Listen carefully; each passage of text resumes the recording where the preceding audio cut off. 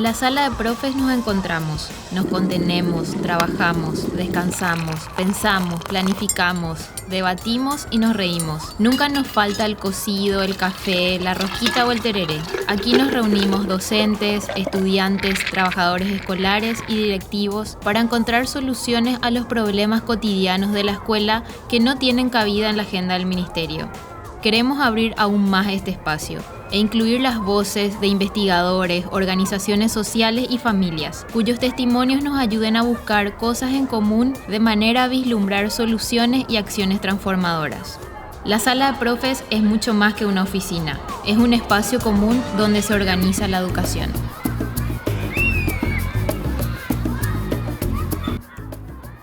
Bienvenidos, bienvenidas al segundo episodio de Sala de Profes, el podcast en el que debatimos acerca de los diferentes aspectos que hacen a la educación en Paraguay, como la pedagogía, derechos humanos, educación integral de la sexualidad, estatuto docente, currículo oficial, entre otros temas. Mi nombre es Ana Portillo. Y yo soy Mauri Paradea. En este capítulo nos metemos en el debate sobre una de las condiciones esenciales de la democracia y garantía para el cumplimiento del derecho a la educación integral de calidad y sin discriminación de ningún tipo, la participación.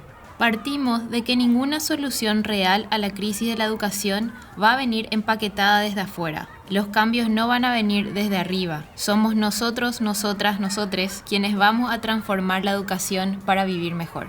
Cuando hablamos de los mecanismos de participación, por lo general se pone el foco sobre las acciones dirigidas al Estado realizadas por organizaciones o individuos como los partidos políticos, los movimientos sociales, organizaciones gremiales, ONGs, etc.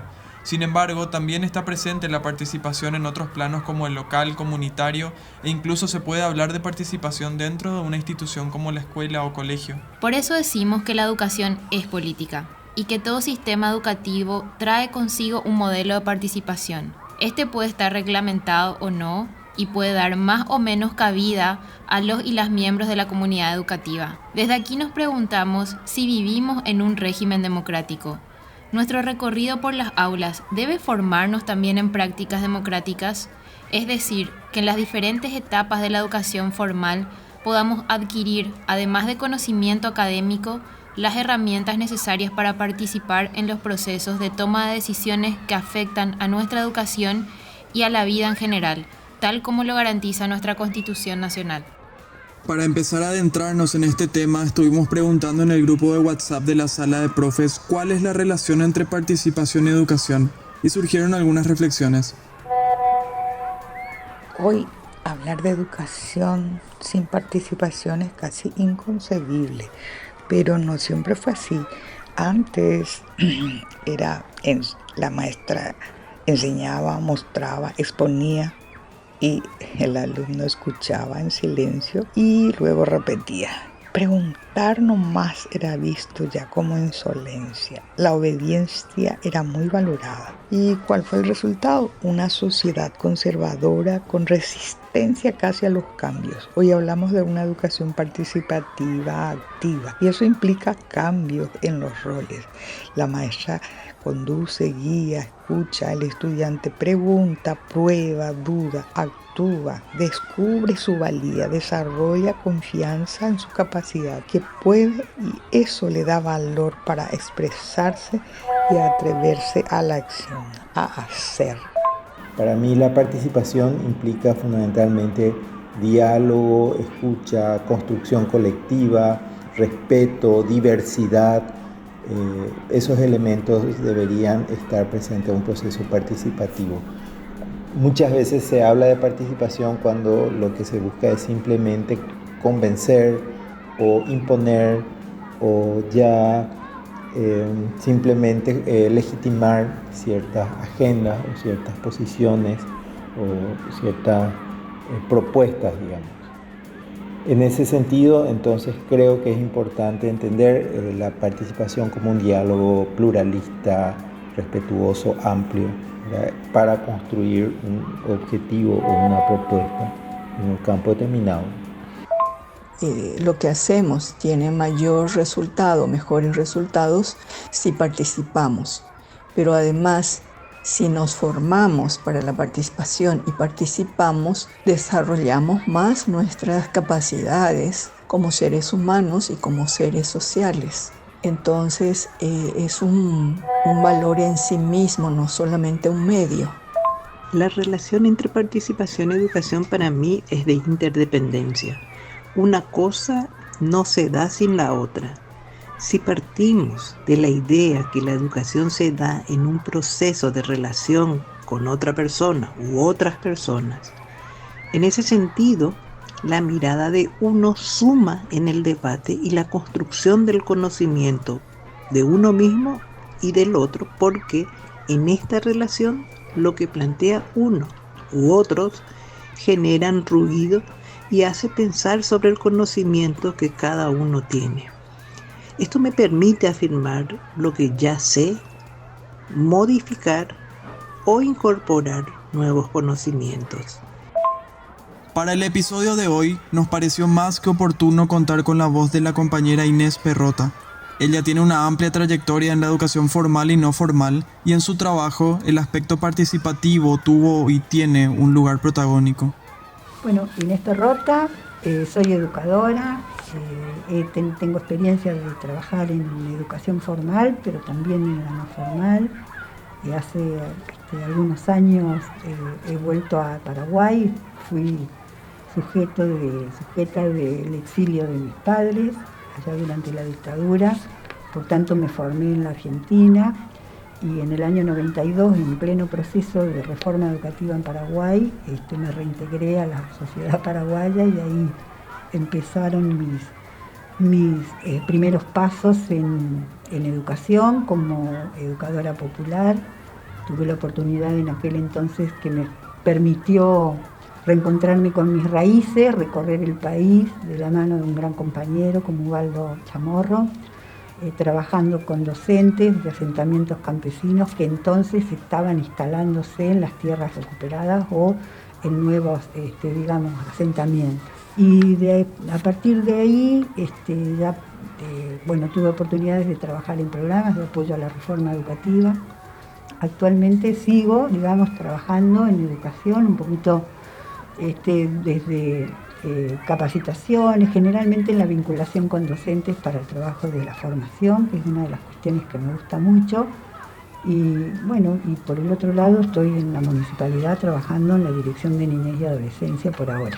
Bueno, Inés, un gusto que nos acompañes hoy en Sala de Profes. Un poco para ubicarnos en el contexto actual, ¿qué entenderías vos por participación en este contexto nuestro nacional que es de mucha desigualdad, inequidad, exclusión y discriminación? ¿Cómo entendemos la participación en esta realidad nuestra? Yo la entiendo como una gran mentira, en realidad. Lo entiendo como una expresión muy mezquina, ¿no?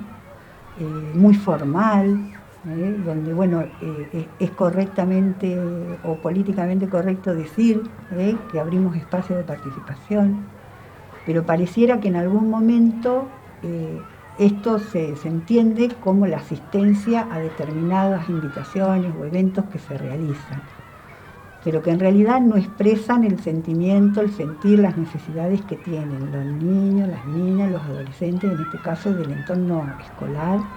Creemos que vamos a formar parte de algo y ahí estamos, y después somos estadísticas, ¿no? Que no hacen más que profundizar las desigualdades, porque finalmente, y ahí voy a poner lo que yo creo que la participación es la expresión, o es una de las expresiones de libertad más potente que tiene el ser humano, ¿no? Porque participando estoy expresando me estoy expresando, ¿no? Y estoy exponiendo mis cosas, mis necesidades, me estoy exponiendo yo. Y eso es el ejercicio para mí pleno de la libertad. En ese trayecto, en ese caminar, el sujeto va desarrollándose, porque es lo que puede, y lo hace, y se expresa, y demanda, y exige, y pone lo que piensa sencillamente, ¿no? Creo que en este contexto no se da. Esta diferencia entre lo formal, donde todos posamos participación, y realmente una experiencia genuina de libertad y de exponernos. ¿Cómo diferenciamos esas dos formas? ¿Cuáles son los elementos que nos permiten distinguir una cosa de la otra? a ver, en esta escuela se hace lo que yo digo, lo que yo quiero, y mirá qué diferente es esta otra norma o esta otra cuestión que yo puedo contraponerla a decir, en esta escuela está todo permitido, salvo lo que atenta contra mí, lo que atenta contra vos y lo que atenta contra la tarea. Fíjense que son dos normas que definen esta diferencia, ¿no? Lo remito y lo pongo en el ámbito del entorno escolar, digamos, porque es donde generalmente se produce el gran debate de que el director o directora o los docentes dicen tal o cual cosa y eso hay que cumplir. Los chicos y las chicas no preguntan porque acá se hace lo que yo digo. Y esas son normas que se instalan, digamos, en una institución, pero el que tiene que ver, me parece, con esta construcción que se ha ido haciendo a lo largo de la historia en las relaciones con los niños, desde la casa, la familia. Yo me acuerdo, era chica y a mí no me permitían participar de las conversaciones de los adultos, por ejemplo, ¿no? Son pautas culturales que se van, digamos, desarrollando en el sujeto y eso se tiende a replicar y de hecho que es lo que se repite porque es lo que aprendí, es como los docentes enseñan como aprendieron en la escuela, la mayoría o en general, digamos. Esas eran las conclusiones a las que llegaban los docentes cuando trabajábamos fuertemente el tema de la práctica, ¿no? Y de la historia, y cómo viene, y de dónde lo sacaste, y por qué lo haces. Entonces, en este diálogo, y es crear oportunidades, en el sentido de crear condiciones para que estas cosas fluyan, se pregunten, se cuestionen, ¿no? Se sorprendan, y que lo hagan con mucha alegría, ¿no? Nuestra Constitución y un montón de reglamentos que hacen al sistema educativo formalmente colocan la opción o ciertos mecanismos para que los diferentes miembros de la comunidad educativa, sean estudiantes, docentes, autoridades, técnicos, puedan incidir en la política educativa, pero gana lo otro, ¿verdad? Gana la historia autoritaria heredada de décadas. Sí, inclusive uno va adoptando posturas o poses, digamos, mejor. Yo recuerdo que en la línea de cuando tuvimos la oportunidad de gestionar el Ministerio de Educación, toda la línea del derecho a la educación y el trabajo de participación, de hecho que se trabajó una política de participación protagónica en la que todos los ministerios entonces estuvimos involucrados. Desarrollar, creo que la capacidad de participar es un gran desafío, o sea, no es que nacemos participando, eso está visto, son cuestiones culturales, ¿verdad? Y trabajar eso es lo que debería de ser la prioridad, o sea, en la cultura escolar, ¿no? De hecho que en ese momento llevamos esa experiencia y fue un tema de trabajar duro y parejo con cada sector de la escuela, ¿no? O sea, con los niños, las niñas, los adolescentes y las adolescentes, con los docentes, con los directores y con las familias. O sea, eso eran talleres y no era ir a recitar un cuento, sino que era crear condiciones para que vivencien, tengan la experiencia de expresarse, tengan la experiencia de ser libres, que ahí nadie se iba a enojar porque decían los padres que las docentes no enseñaban, o sea, o enseñaban mal, porque eso era lo que se escuchaba, ¿no? Y eso era crear esas condiciones para que esas cuestiones, ¿verdad?, de exposición se dieran y se fueran resolviendo y se negociara, y se llegara a acuerdos y a conciliar las diferencias. Y bueno, es un ejercicio y eso lleva tiempo, revertir lo que culturalmente nos han instalado, 40, 70 años que llevamos, va a llevar otro. Pero es posible, claro que es posible, ¿no? Siguiendo este hilo de lo formal y lo real, pienso que lo formal es tan funcional a esconder el autoritarismo y es lo que hacía la dictadura también, es decir, se votaba, se reformó la Constitución para decir que la reelección era válida, pero era una manera de disfrazar ante la comunidad internacional o ante ciertas formas que había que mantener que estábamos en una dictadura. Y lo mismo a veces pasa en las instituciones. Es decir que supuestamente está habilitado el espacio, pero sabemos que se toman las decisiones de un solo lugar. Y si en mi percepción también es como que suena muy lindo participar, pero en realidad salen un montón de incomodidades y de conflictos, y ahí es cuando la participación no es tan sencilla ni tan utópica como parece, porque eso, salen todas las tensiones y los conflictos de intereses dentro de la institución. Dirigir esas diferencias hacia la idea y no hacia la persona es lo que más nos cuesta, justamente, porque cuando yo cuestiono, se siente y se vive como que te cuestiono a vos, a tu persona, no es la idea que estoy exponiendo. Y ese es un ejercicio que la verdad, chicos, les digo, chicas, extraño mucho hacer, se extraña mucho, porque en la cultura y las relaciones que tenemos es como que eso es lo primero, esta tiene algo contra mí, ¿verdad? Porque me está expresando o me está diciendo, cuando la discusión y las diferencias tienen que servirnos para poder enriquecernos y desarrollarnos y ser más inteligentes. Yo creo que eso es lo que a uno le hace inteligente, ¿no? Porque creo que la inteligencia se desarrolla, y si no te enfrentás ante estas cuestiones, vas a seguir un camino que es el que está marcado, ¿no? Y las cosas no van a cambiar, y las desigualdades van a seguir, y la pobreza y el empobrecimiento continúa, y bueno, y así. Y las escuelas seguirán arrojando niños y niñas del sistema, en una experiencia. Aquellas comunidades que se han desarrollado en las zonas rurales, que han crecido, son aquellas comunidades en que toda la comunidad ha participado en la cuestión y le han encontrado soluciones y respuestas a los problemas. A partir de toda esa experiencia fue que, estando en la gestión en aquel tiempo, instalamos, por resolución también de la Dirección de Básica, los equipos de gestión escolar. Pero eso lo hicimos ya como resultado de la experiencia práctica, concreta, de años de estar trabajando el tema de participación.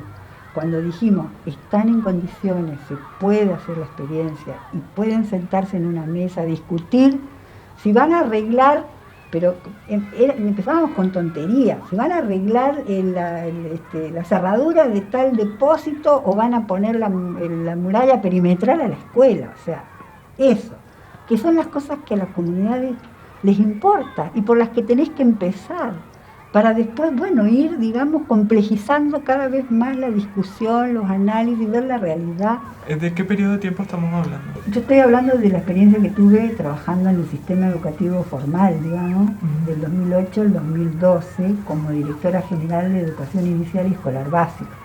Entonces, llevaba muchos años de experiencia de trabajar con las escuelas, andar por el campo, recorrerme el país, etcétera, y conocer a fondo lo que estaba pasando en el interior, sobre todo.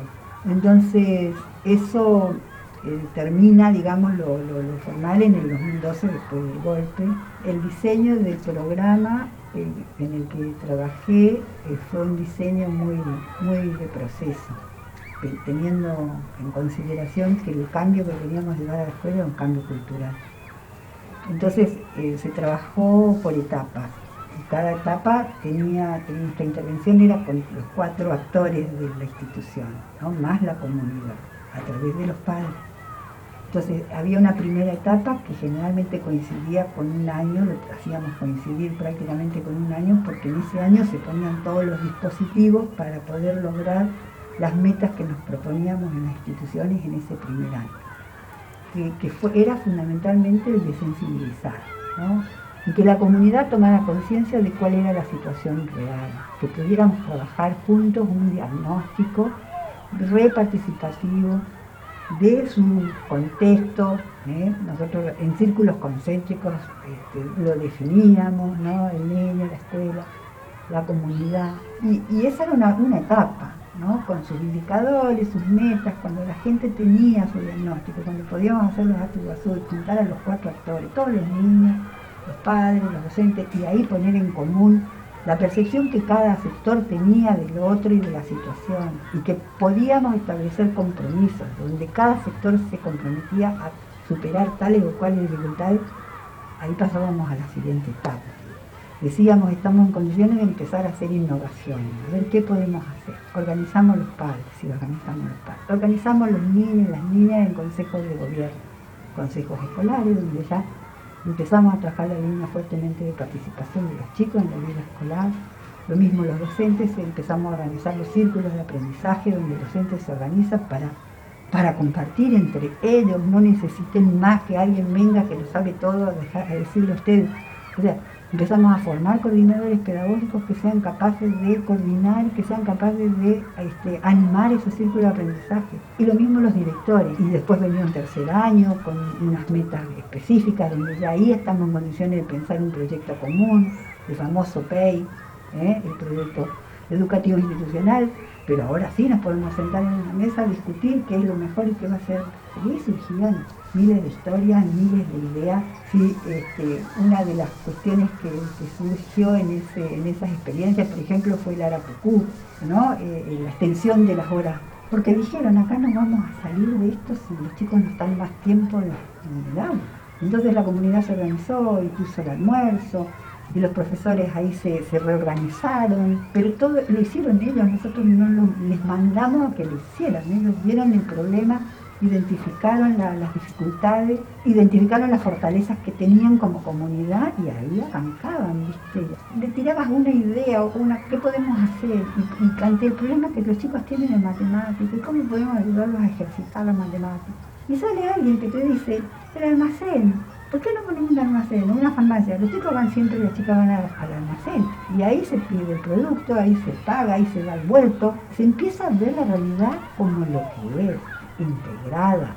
La cuestión es que en todas las escuelas rurales de este país, por lo menos en las que anduvimos, habían almacenes en las aulas, traían los chicos, las cajitas, la leche, los frascos vacíos, y ahí se armaban su rincón de almacén. O de farmacia, porque los ramos generales generalmente son los almacenes de nuestra patria, ¿verdad? ¿Y conoces otras experiencias de ejercicio de participación por fuera, digamos, del MEC central o de este tipo de programas? Bueno, hay experiencias en Paraguay que no todos conocemos, todos sabemos, de las escuelitas campesinas. Esas escuelitas se fueron construyendo, digamos, en función a las necesidades de la gente. La verdad que nuestra inspiración estuvo fuertemente puesta en esa experiencia. Yo no la viví, la conocí de compañeros que fueron parte de esa experiencia y como parte de la historia, obviamente. Todo este proceso del trabajo del diagnóstico y de la participación fue una inspiración en realidad desde ahí, ¿no? De esa experiencia. Esa y escuela activa, que también se ubica dentro, digamos, de lo que ha sido la escuela, el sistema formal, entre escuela activa y escuela viva, que fue también una inspiración de Ubaldo en tu experiencia por las escuelas campesinas, y por otro lado la experiencia colombiana de la escuela nueva, que también fueron experiencias en zonas rurales que retoman, digamos, corrientes pedagógicas de allá, de aquellas primeras, ¿no? De la Montessori, de la Pestalozzi, inclusive de Ramón y Cardoso, o sea que una conjunción, digamos, de lo intelectual con la experiencia y nuestra realidad. Se hizo la contextualización de nuestra realidad, que además, bueno, es bilingüe, ¿no? Que es poca cosa, sobre todo trabajando en las zonas rurales, ¿no? Que ese también fue un gran desafío. Yo siento que en esto de la relación participación-educación hay como dos dimensiones. Una es la dimensión de la gestión, es decir, que estos 4 estamentos de manera paritaria tengan un espacio de decir en qué se va a priorizar el presupuesto o cuál es la prioridad de esa institución o la urgencia. Y por otro lado está la dimensión más pedagógica de la participación. Es decir, yo puedo generar este equipo y tener espacio de discusión, pero irme a enseñar mi hora de matemática y en esa hora de matemática ser la clase magistral tradicional sin participación. Y siento como que también está muy incipiente el debate de métodos pedagógicos participativos, ¿verdad? Todavía es un campo muy inexplorado, o realmente la formación docente no va hacia ahí todavía. La verdad que se vive con esa contradicción. Es complicado en el sentido de que no hay un esquema de referencia de otra práctica pedagógica. O sea, yo no puedo hacer lo que nunca he vivido. Es inconcebible. ¿Entendés? Y eso les pasaba a ellos. Entonces, yo venía de una experiencia de Argentina, que allá, bueno, nos adelantamos un poquito a la apertura democrática, Y tuvimos la oportunidad en todo ese proceso de repente de acceder a la literatura, acceder a nuevos cursos, nos metimos en la línea de constructivismo. Entonces yo tenía un campo de la acción en esos bachilleratos bastante amplio. El desafío era transformarlos con programas curriculares, transformarlos en el sentido de pasarlos a ser constructivistas. O sea, yo tenía que dejar de enseñar como estaba enseñando filosofía, tenía que hacer otra cosa. Y todo ese proceso a mí me llevó muchos años. No es que me recité el constructivismo a hacer lo que dice Piaget, Vygotsky y todo eso y ya voy. A mí me llevó mucho tiempo seleccionar qué cosas poder enseñar con una metodología que además la tenía que inventar yo, porque no hay una metodología para enseñar desde esa perspectiva. Entonces no era así de hoy para mañana. Y eso cómo lo instalábamos en las escuelas, en estas prácticas docentes. Entonces, bueno, entrábamos a pensar y primero lo hacía con mi equipo técnico, experiencias de vivenciar, para que pudieran ver cómo aprende el sujeto, cómo se construyen los aprendizajes, cómo conoce. Entonces ahí, bueno, inventaba algunos juegos, hacíamos algunas cosas y se empezaban a dar cuenta que hay otra manera, que hay que enseñar diferente, que ya no hay solo la pizarra y la copia y el dictado. Era también esto de exponerse al docente, y eso era lo que les aterrorizaba, exponerse al docente a que los chicos supieran más que ellos con esta modalidad o esta manera de enseñar. O sea, que los chicos no eran que no tenían contenido, los chicos sabían cosas y las chicas. Era crearles las condiciones pedagógicas para que ellos pudieran expresarlo. Mira, les cuento y se me pone la piel de gallina, porque para mí la relación más hermosa de participación en esta cuestión pedagógica es esa. Es cuando él o ella crea condiciones, les pone el objeto y los chicos empiezan a pensar, ¿viste? ¿Qué es eso? Y empiezan a traer hipótesis y dicen esto y el otro dice esto otro y el otro dice esto otro. Y eso le tenían mucho miedo a los docentes, ¿viste? Porque estaba eso de que ellos no podían no saber, hasta que después se iban relajando, iban entendiendo. Y bueno, después empezaban ellos a aplicar. Y se va aprendiendo también, supongo, a lidiar con ese conflicto, con el conflicto que genera que la participación de las otras personas. Sí, tal cual. ¿Cómo se selecciona? ¿Cómo se establecen los criterios para la participación? ¿Quiénes participan? ¿Considero a todos capaces de tomar decisiones, de incidir, de orientar la política educativa, sea en la escuela o a nivel institucional? Sí. Yo creo que todos participan, de una manera u otra. Yo entiendo así la política pública, la política educativa. O sea, yo tengo que tener esa capacidad de escuchar y de ver la realidad como administrador, digamos, ¿no? De la política pública. No es que lo que a mí se me ocurre o quiero traer, no sé, qué sé yo, qué programa, qué software, o qué no sé qué historia, qué plataforma y ponerle tica a todo el mundo. Y si esa no es la salida y si eso no es lo que necesitamos, el tema es que yo creo que todos tienen la capacidad de participar. Y la responsabilidad del gestor, digamos, del administrador de la gestión es escuchar, tomar, interpretar, conocer. Y con eso tiene que traducirse en un lenguaje técnico, pero que tiene que dar respuesta a esa necesidad y a esa problemática. Si no, ¿cómo te explicás que hacen años que contamos con datos cuantitativos y de niveles de aprendizaje en este país y nadie toma decisiones? ¿Por qué no se toman las decisiones? 30 años que tenemos un sistema de evaluación que nos arroja resultados catastróficos. ¿Por qué no se toma una decisión de qué hacer con eso? Porque no se escucha, porque no se ve, porque no se quiere ver. Porque no son interlocutores válidos. Porque el interés está en otro lado, probablemente. Pero si no nos interesa sacar a nuestros niños, a nuestras niñas y los adolescentes de la situación en la que están, que se va profundizando muchísimo más en este contexto que es como que se van alimentando, ¿viste? Una cosa con la otra. Con la pandemia, decís. Con la pandemia, con las desigualdades, el empobrecimiento, más pobres, más empobrecimiento, más empobrecimiento. Por eso es que para mí pensar en que la educación y la participación, vincularla solamente, digamos, a educación, chicos, chiques, me parece que hay que profundizar un poco más esa mirada, porque es general. Claro, lo que creo que ahí se juega es la constitución de cada persona como sujeto político. Eso es lo que se juega detrás de la participación. donde la dimensión es, o donde la escuela es una institución más dentro de la sociedad. Lo que es fuerte con la escuela es el tipo de institución que es, o sea, es como la institución paradigmática encargada de hacerte ciudadano, supuestamente, o darte las herramientas para.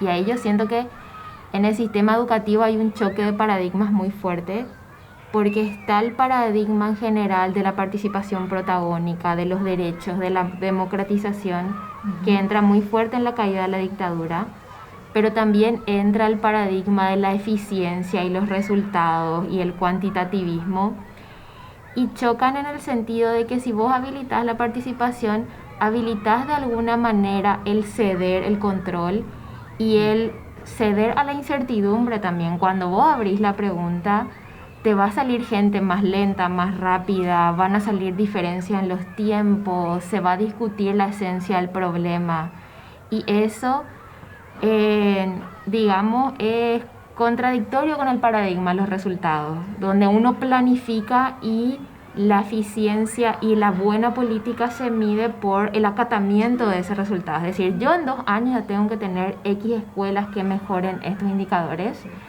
y cuando vos abrís la realidad concreta, esa escuela necesita 5 años más, porque ese es su proceso, o esa comunidad está en eso. En el campo hay comunidad, y en el campo ya como la gente, las comunidades tienen una práctica histórica de organización. Entonces todo ahí era mucho más fácil, digamos. Tenían otras complejidades, pero esa no. Y sin embargo en las ciudades no hay comunidad. Había que construir comunidad en una ciudad, que es con lo primero que te identificás como escuela, con tu comunidad. Generalmente los chiques que van a las escuelas urbanas no viven luego en el barrio. Entonces la estrategia tiene que pensarse diferente. Si querés construir, hay una escuela, querés construir participación y desarrollo, ¿verdad?, institucional. Bueno, empezamos así como diciendo, esto es una farsa, como así realmente siendo muy críticos y develando la brecha que hay para llegar a una participación real. Y en ese sentido, ¿cuáles son pasos o tareas que tenemos para avanzar en que realmente podamos tener una educación participativa y una participación para la educación en esas 2 dimensiones? Mira, creo que es bien complicado lo que me preguntas, porque yo creo que no es tarea solo de la escuela, ¿no? Yo creo que la familia tiene, como bien su rol de educadora, tiene un papel fundamental también en esto. El ejercicio de la participación debería de darse desde ahí, pero en estas relaciones que tenemos de subordinación, machistas, etcétera, etcétera, que todavía tenemos, generalmente eso no ocurre. La escuela en eso cumple también, de hecho, un papel fundamental, porque es la que debería de agregarle a la familia esos componentes, ¿no? Entonces creo que también ahí hay una lucecita naranja que hay que prenderla, como en alerta, el vínculo escuela-familia, que tiene que ver eso, replantearse la escuela, esa relación. Si entramos en esta línea, ¿no?, de concretar realmente la construcción de una escuela comunitaria, con identidad, digamos, comunal, y creo que las escuelas deberían de tener para eso un poco más de autonomía. Yo creo que las escuelas deben de ir pensando en cierta autonomía en relación a su vínculo con el ministerio, en ese tipo de temas, ¿no? Porque finalmente tampoco el ministerio, la central, digamos, los administradores escuchan estas cosas, escuchan a las escuelas, ¿no? Y a lo mejor, bueno, ahí hay escuelas que bárbaro, o sea, que lo hacen, que se arriesgan, que se exponen, que trabajan con la familia, que trabajan con los docentes, pero que ahí están, ¿no? Yo no tengo la receta, no te puedo decir paso 1, paso 2, paso 3.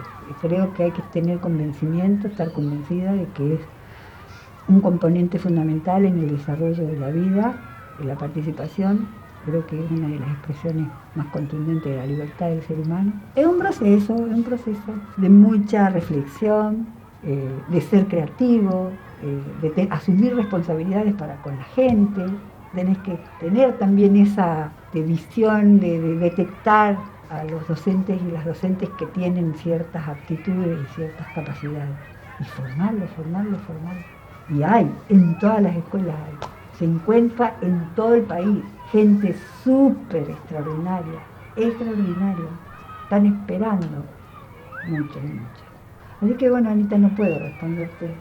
Me respondiste justamente, es decir, que no hay receta.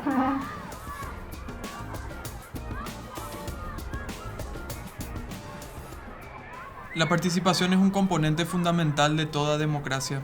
Además de representar un derecho formal, se trata del ejercicio de la libertad. El desafío está en la generación de condiciones para que las personas mismas tomen conciencia de la realidad y manifiesten cuáles son sus necesidades y sus problemas. A partir de eso buscar soluciones. A diferencia de los programas que llegan con el problema formulado, que casi nunca da con soluciones oportunas ni adecuadas que son ajenas a la comunidad. Estas condiciones se generan a lo largo de un proceso en continuo cambio, de idas y vueltas, de acuerdos y conflictos que forman parte del aprendizaje colectivo. Y por último, acá no hay certeza ni fórmula, solo la construcción comunitaria y las experiencias históricas que tomamos de referencia e inspiración. Este podcast es producido por la Red por el Derecho a la Educación. La misma está integrada por profesoras, profesores, sindicatos de trabajadores de la educación e investigadores que decidimos articular esfuerzos para velar por el cumplimiento de uno de los derechos fundamentales: educación integral para todos, todas, niños, niñas, adolescentes, hombres y mujeres adultas. Agradecemos a Inés Perrota por la entrevista, a Marina, Lila, Rudy y Beatriz por las notas de voz, al equipo de comunicación de la red y en especial a Serpaz Paraguay, sin cuyo apoyo la realización de este episodio no hubiera sido posible. Esto fue Sala de Profes, la serie podcast de la Red por el Derecho a la Educación. Podés encontrarnos, escucharnos y seguirnos en Spotify y YouTube como Red por el Derecho a la Educación PI y en Facebook como @rededucacionpi. Activando las notificaciones podés enterarte de los nuevos episodios. Será hasta un próximo encuentro.